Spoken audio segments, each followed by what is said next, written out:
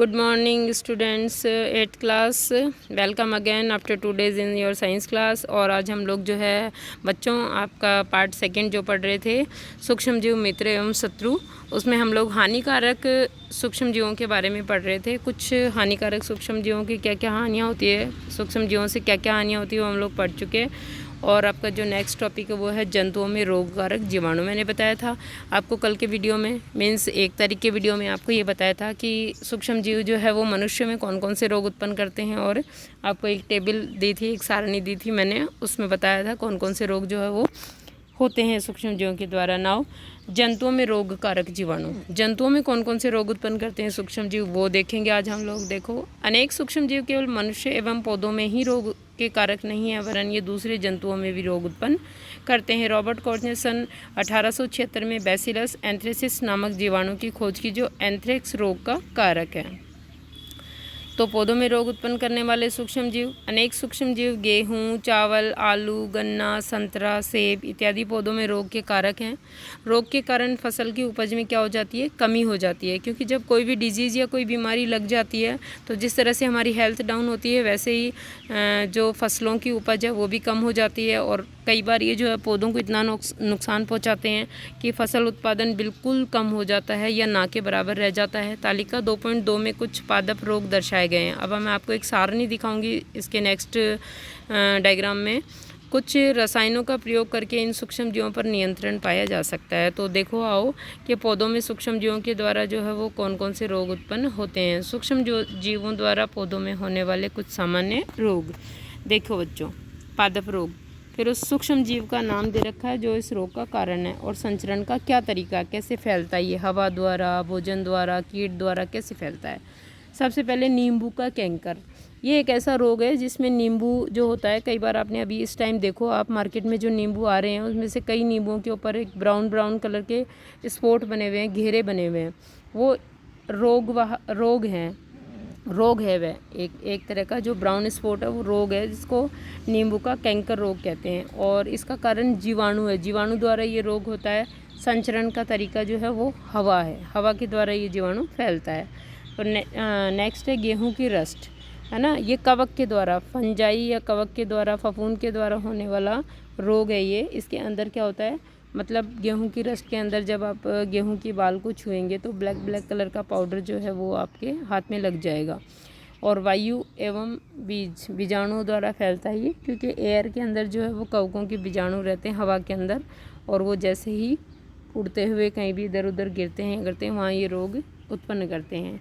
अब भिंडी की पीत, यानी भिंडी का मोजेक रोग है ये एक तरह से, और ये भी वायरस द्वारा होता है, कीट के द्वारा। इसमें भिंडी के जो पीत मोजेक का मतलब पत्ते जो है येलो हो जाते हैं, या एक अजीब सा उनके अंदर घूर्णन पाया जाता है, जिससे घूर्णन नहीं, उसके अंदर संकीर्ण पाया जाता है। संकीर्ण में वो क्या होते हैं, सिकुड़ जाता है, पत्ते की चौड़ाई वैसी नहीं रहती, फैलता नहीं, और येलो कलर शो करने लग जाता है, वो पीला कलर दिखाने लग जाता है।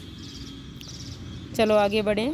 अब अगला जो नुकसान है हमें माइक्रोब से या सूक्ष्म जीवों से, वो है खाद्य विषाक्तन, फूड पॉइजनिंग। आपने कहते हुए सुना होगा ना, कई बार हम लोग खा लेते हैं, हमें उल्टी दस्त हो जाता है, ज़ोर से पेट दर्द होता है हमारा, तो डॉक्टर कहता है फूड पॉइजनिंग हो गई। तो आज हम लोग देखेंगे फूड पॉइजनिंग क्या होती है, ठीक है। बूजो के एक मित्र ने उसे एक पार्टी में आमंत्रित किया। वहाँ उसने अनेक प्रकार के व्यंजन खाए मतलब अलग अलग प्रकार का भोजन खाया। घर आने पर उसे वमन यानी उल्टी होने लगी। उसे अस्पताल ले जाया गया। डॉक्टर ने बताया कि यह खाद्य विषाक्तन के कारण होने वाली स्थिति है। डॉक्टर ने क्या कहा कि इसको फूड पॉइजनिंग हो गई है। पहेली को आश्चर्य होता है कि भोजन विष कैसे बन सकता है, यानी हमने खाया था, हम लोग डेली भोजन खाते हैं, तो ये खाया गया भोजन विष कैसे बन गया। पहेली और बूजो क्या हैं, आपके 2 क्लासमेट्स हैं, और वो आपस में ये ऐसे सवाल और ऐसी बातें करते रहते हैं। सूक्ष्म जीवों द्वारा संदूषित भोजन, संदूषित का मतलब क्या होता है, कॉन्टामिनेटेड यानी संक्रमित, जिसमें सूक्ष्म जीवों ने संक्रमण कर दिया है वो संदूषित है, प्रभावित है। सूक्ष्म जीवों द्वारा संदूषित भोजन करने से खाद्य विषाक्तन हो सकता है, मतलब जो भोजन खाया था बूजो के फ्रेंड ने, उसके अंदर सूक्ष्म जीवों, वो जो भोजन था वो सूक्ष्म जीवों द्वारा इन्फेक्टेड था, मतलब सूक्ष्म जीवों ने उसको संक्रमित कर दिया था। हमारे भोजन में उत्पन्न होने वाले सूक्ष्म जीव कभी कभी विषैले पदार्थ उत्पन्न करते हैं। यह भोजन को विषाक्त बना देते हैं, यानी जहरीला बना देते हैं, जिसके सेवन से व्यक्ति भयंकर रूप से क्या हो जाता है, रोगी हो जाता है, अथवा कभी कभी उसकी मृत्यु भी हो सकती है बच्चों। अतः यह आवश्यक है कि हम भोजन को क्या करें, संदूषित होने से बचाएं। अब है खाद्य परिरक्षण। तो बचाने के लिए, सूक्ष्म जीवों से भोजन को बचाने के लिए हम लोग क्या करेंगे, ये देखेंगे हम लोग खाद्य परिरक्षण में। अध्याय 1 में हमने खाद्य बीजों के परिरक्षण और भंडारण के उपायों के विषय में पढ़ा था हमने कृषि प्रबंधन में किस तरह से बीजों को सुरक्षित रखना है, भंडारण करना है। अब हम पके हुए भोजन का घर पर परिरक्षण यानी बचाव किस तरह से कर सकते हैं वो पढ़ेंगे। आप जानते हैं कि खुले एवं नम स्थान पर रखी ब्रेड पर कवक आक्रमण कर देता है, यानी फफूंद लग जाती है ना उस पर। सूक्ष्म जीव हमारे भोजन को संदूषित कर देते हैं। संदूषित भोजन से दुर्गंध आने लगती है, यानी स्मेलिंग हो जाती है एक अजीब तरह की, उसको सूंघ के हम बता सकते हैं भोजन सड़ चुका है। इसका स्वाद भी खराब हो जाता है तथा रंग रूप में भी परिवर्तन आ जाता है। ये लक्षण है जिसकी वजह से हम लोग पहचान सकते हैं कि भोजन खराब हुआ या नहीं। क्या भोजन का संदूषण एक रासायनिक अभिक्रिया है? बिल्कुल बच्चों, रासायनिक अभिक्रिया है, क्योंकि सूक्ष्म जीव उसके अंदर घुस करके वहाँ से कार्बनिक पदार्थों को खाते हैं और बदले में केमिकल्स छोड़ते हैं कुछ, जिसकी वजह से भोजन खराब हो जाता है, यह जहरीला हो जाता है। पहले ने कुछ आम खरीदे, परंतु कई दिनों तक वह उन्हें नहीं खा पाई। बाद में उसने देखा कि वे सड़ गए, परंतु वह जानती है कि उसकी दादी द्वारा बनाया गया आम का अचार काफ़ी समय तक संदूषित नहीं होता। वह भ्रमित है। आइए हम खाद्य परिरक्षण के कुछ सामान्य तरीकों को अध्ययन करें जिनका उपयोग हम अपने घरों में करते हैं। हमें इन्हें सूक्ष्म जीवों से बचाव के उपाय करना चाहिए। देखो, अब घरों में हम लोग जो बना हुआ सामान है उसको किस तरह से सूक्ष्म जीवों से बचाते हैं बच्चों, वो उपाय हम लोग एक एक करके यहाँ पढ़ेंगे। काफ़ी ज़्यादा उपाय हैं, एक दिन में नहीं पढ़ पाएंगे, तो कुछ हम आज पढ़ेंगे और कुछ हम कल के वीडियो में देखेंगे।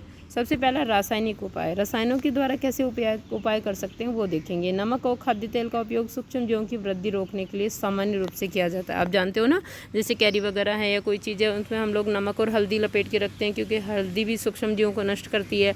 इसी तरह से अचार में हम लोग तेल डाल के रखते हैं, क्योंकि आपको पता है कि कोई भी सूक्ष्म जीव जो है वो तेल की संरचना इतनी संतृप्त और गाढ़ी होती है कि उसको पार करके अचार तक नहीं जा पाता है, और इस वजह से हमारा अचार जो है वो सड़ने से बच जाता है। तो इस प्रकार से नमक और खाद्य तेल का उपयोग सूक्ष्म जीवों की वृद्धि रोकने के लिए सामान्य रूप से किया जाता है। अतः इन्हें परिरक्षक कहते हैं। क्या कहते हैं? नमक और तेल को परिरक्षक, बचाव करने वाले पदार्थ। हम नमक अथवा खाद्य अम्ल का प्रयोग अचार बनाने में करते हैं। इससे सूक्ष्म जीवों की वृद्धि नहीं होती, यानी उसमें सूक्ष्म जीव अगर घुस भी जाएगा तो मर जाएगा वो, और अपने समान बहुत सारे सूक्ष्म जीव उत्पन्न करके उसको सड़ा नहीं सकता वो। सोडियम बेंजोएट तथा सोडियम मेटाबाइसल्फाइड सामान्य परिरक्षक हैं। जैम और स्क्वैश बनाने में इन रसायनों का उपयोग होता है। ये ध्यान रखना, आपको आपकी परीक्षा में प्रश्न भी आता है कि जैम और स्क्वैश में कौन से रसायन का उपयोग होता है। तो सोडियम बेंजोएट तथा सोडियम मेटाबाइसल्फाइड इन्हें संदूषित होने से बचाता है। चलिए नमक द्वारा हम लोग परिरक्षण देखेंगे। आओ, सामान्य नमक का उपयोग मांस एवं मछली के परिरक्षण के लिए काफ़ी लंबे अरसे से किया जाता रहा है। जीवाणु की वृद्धि रोकने के लिए हम मांस तथा मछली को नमक से ढक देते हैं।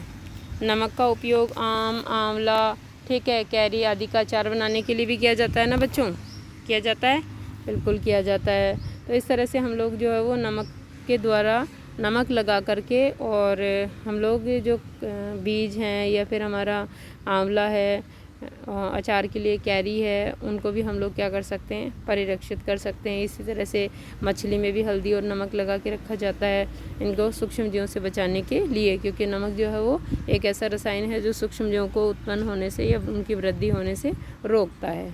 तो आज की वीडियो में हम लोगों ने देखा नमक द्वारा परिरक्षण।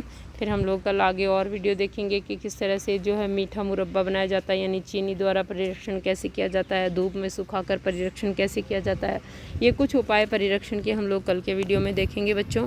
आज आपको ये करना है कि परिरक्षण के जो है वो कौन कौन से उपाय बताए मैंने आपको, जैसे रसायन द्वारा परिरक्षण है, खाद्य परिरक्षण होता क्या है, फिर नमक द्वारा परिरक्षण है, ठीक है, और इसके आगे का हम लोग जो है वो कल के वीडियो में देखेंगे। Okay students.